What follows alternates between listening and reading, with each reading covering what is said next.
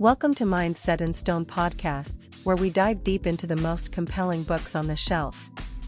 Join hosts Dave and Poppy as they uncover the stories, themes, and ideas that shape our understanding and inspire curiosity. Get ready to explore the big ideas that leave a lasting impact. Let's get started. Okay, so you know how sometimes like you've got that to-do list and it just keeps growing like crazy, and it feels impossible to even like make a dent in it. Totally. It's like it's got a life of its own. Exactly. Well, what if I told you this deep dive could help you finally like slay that procrastination beast?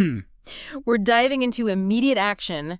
This book by Thibaut Meurisse. I love this book. Yeah, and it's not like your typical self-help book. You know what I mean? It's very practical. Yes. Super practical. Which is refreshing. It is. Because I think most of us kind of know deep down, like procrastination isn't really about laziness. Right. But this book really digs into like the why, Yeah. the way our brains are actually wired. And then it gives you solutions based on that science. Yes. And it jumps right into it too. Like day one. He's like, all right, let's go. You're either going to tackle a big task that you've been putting off. Yeah. Or you're going to just like clear out a bunch of smaller to-dos. Yeah, just get it done. It's like he's saying, stop thinking, just start doing it. Have you found that to be true? Like in your own life? 100%. Yeah.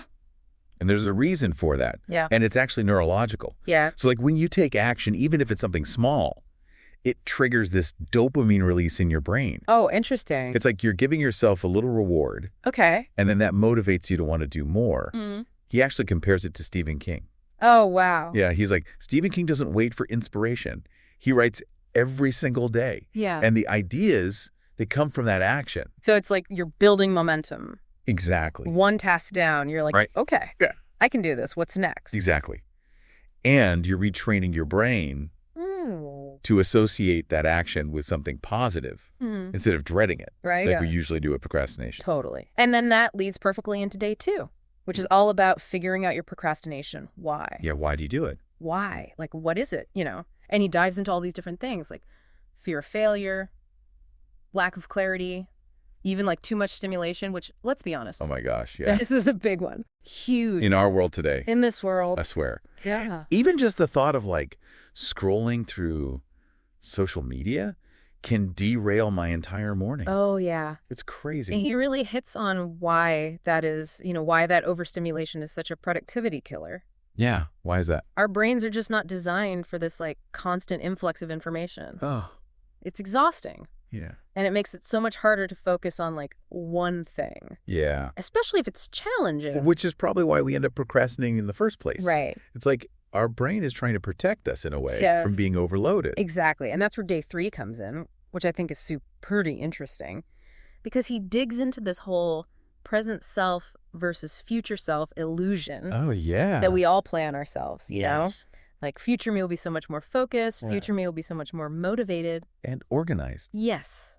But in reality, we're just giving ourselves an excuse to put it off today. 100% like, oh, future me have so much time to finish that project, even though I've got like a million things going on all week. Right. And it's not going to happen. It's magical thinking. Exactly. It's like we think we're going to magically have more time. Yeah. And he challenges us to ask ourselves, like, are we living to just survive each day? Oh. Just bouncing around from distraction to distraction? Yeah. Or are we choosing to actually thrive I love that. by, taking on those challenges head on? It's a good question to ask. It is a good question. Like, what are we actually doing here? Yeah. Are you running from this or are you running towards something? It's like we're on this autopilot, you know? Just letting our like impulses and these old thought patterns totally run the show. Totally. And that's where day 4 comes in. Okay. Because he's like, okay, we need some clarity. Clarity. Yes. He makes this really good point that a lot of times we procrastinate because things just aren't clear. Like we don't know why a task even matters. Yeah. We don't know what the end goal should look like. We don't know where to even begin. It's so true. It's like trying to navigate in the dark. Yeah. You're just like, oh my gosh, where am I even going? Exactly. You're just overwhelmed. You don't even know where to start. It reminds me of this one story in the book where this guy's like, he's been putting off organizing his garage for like months. Oh, yeah. And it just felt impossible. Sure. Like totally insurmountable. Yeah, who wants to do that? Right. But then he's like, okay, I'm going to apply this principle of clarity. So he's like, What if I just tackled that one pile of boxes by the door? Okay. And suddenly it felt doable. Right. And then like that small win led to another and another. It's amazing how that works. It is. But that's the thing. Our brains, they love to latch on to any excuse. Right. When we don't have that clarity, they're like, sure, do big. Let's just go watch Netflix. Let's do literally anything else. Exactly. But if you have that why, that what, and that how, Right. suddenly you're taking away all your brain's excuses. It's like you're tricking your own brain. In a good way. Yep. Okay, so we've decluttered the to-do list. We've figured out our why. We've gotten clear on what we actually want to do. What's next? Focus. Focus. This is day 5. Okay. And he talks about this idea of like creating a low stimulation environment. Because And it makes sense. our world is so noisy. It's so distracting. Every notification, it's like everything is designed to just grab your attention. And it's not even just the external stuff. Like Yeah. our own minds can be, The worst. oh my gosh, tell me about it. I can't tell you how many times I've like totally lost track of what I was doing because that little voice in my head is like, don't forget to buy cat food. Oh, yeah. And I'm like, wait, what was I just doing? Yeah. Totally gone. So how do we actually like create that low stimulation environment, especially in the world that we live in? Well, he suggests like simple things, Yeah.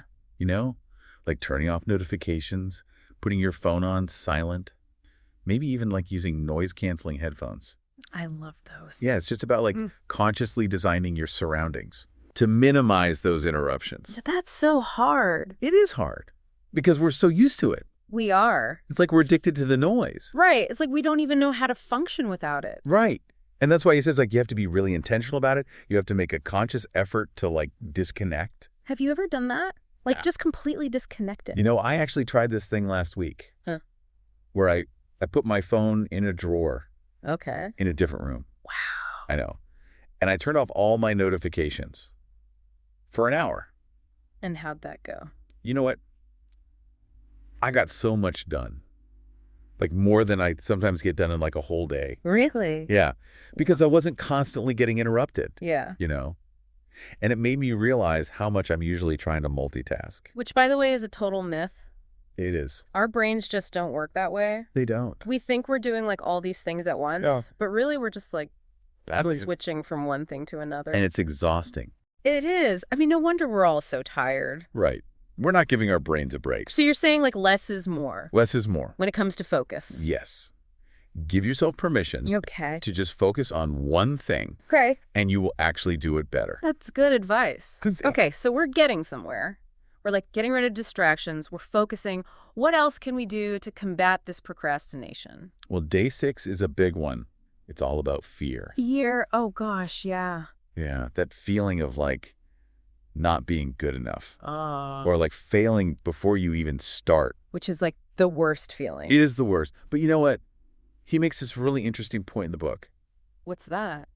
He says that even Oscar winners, No way. yes, experience those same Oh, feelings really? of self-doubt, Yeah. of fear. So it's not just me. No, it's everybody. It's human. It's totally human. Totally human. But the key, he says, Yeah. is to not let that fear control you. Oh, easier said than done sometimes. It is. But you know it's not about pretending it's not there. Uh, It's about like acknowledging it, Okay. but not letting it call the shots. Oh, I like that. So it's like shifting how you relate to the fear, not pretending it doesn't exist. Exactly. It's about recognizing that a lot of times fear, especially the fear of failure, Yeah. it comes from a place of wanting to protect ourselves. Makes sense. You know, we don't want to feel pain. Yeah. We don't want to feel uncomfortable. Right. But real growth, Yeah. real change, Yeah. it often comes from like pushing through that discomfort. And that's where self-compassion comes in. Yes, It's like we have to learn how to be okay with being kind of bad at something first. totally. Like give yourself permission to suck. Yes, 100%. Okay, so we're being kind to ourselves. We're facing our fears.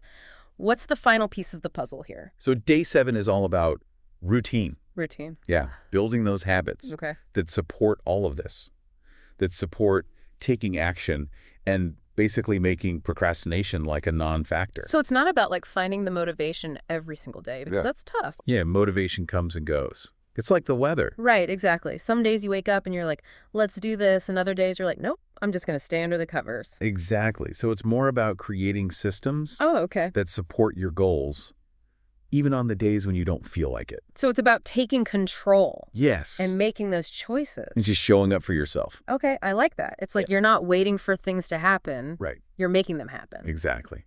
And the more you do that, the easier it gets. Oh, that's good to hear. Because sometimes it feels like it's never going to get easier. Well, it does.